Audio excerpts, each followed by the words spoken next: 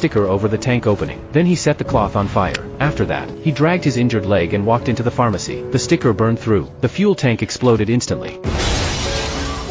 Everyone's attention was drawn to the blast. He calmly walked to the shelves, and began selecting the medicine he needed. Back at the hotel, he spread a piece of plastic on the floor, gritting his teeth against the severe pain. He treated the gunshot wound on his leg. He was a ruthless killer who always kept his word. What had left him in such a mess was simply that his target had found a suitcase in the wilderness. It contained $2 million.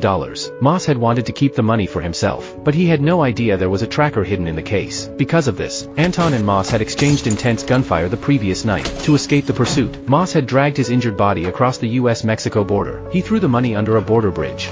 By then, Anton had already tracked him to the nearby hotel. He called Moss. You need to talk to me. I don't need to talk to you. I think you do. Anton used Moss's wife as a bargaining chip, but Moss, a former soldier, was determined to stand up to him.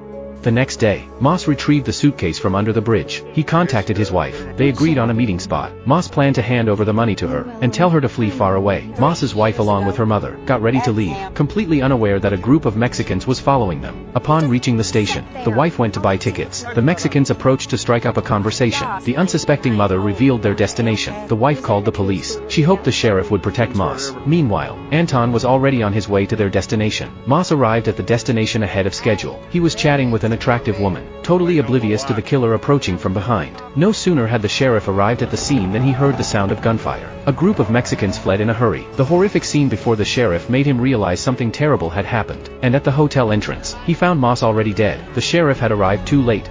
It wasn't until evening